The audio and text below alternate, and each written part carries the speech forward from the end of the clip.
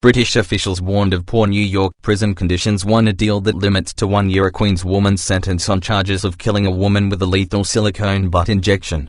Donna Francis, 38, appeared in Queen's Supreme Court on Friday, the day after she was returned to the United States from England.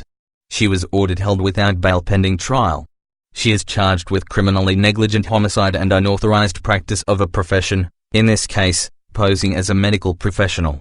Under New York law, Francis would normally face a sentence of up to 4 years in prison.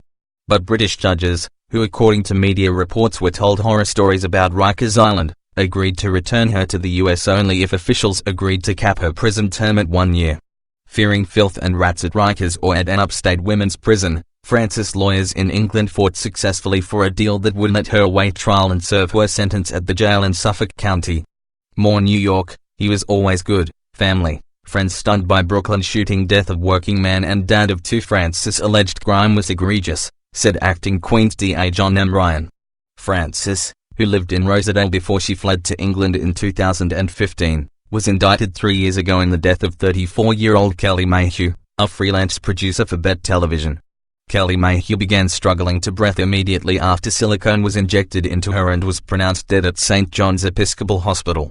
Kelly Mayhew began struggling to breathe immediately after silicone was injected into her and was pronounced dead at St. John's Episcopal Hospital. Facebook. Mayhew traveled with her mother from their Maryland home to the basement of a far-away house where Francis, a former hairdresser with no medical training, had set up her clinic, prosecutors charge. Authorities said Francis injected into Mayhew's backside $1,600 worth of clear liquid silicone gel she'd bought on eBay. When Mayhew began having trouble breathing, her mother started CPR and begged Francis to call 911, cops said. Instead, Francis grabbed her keys and took off in a grey SUV. Mayhew suffered cardiac arrest and died at St. John's Episcopal Hospital in Far Rockaway, said prosecutors. The city medical examiner determined that the silicone caused a fatal clog of an artery.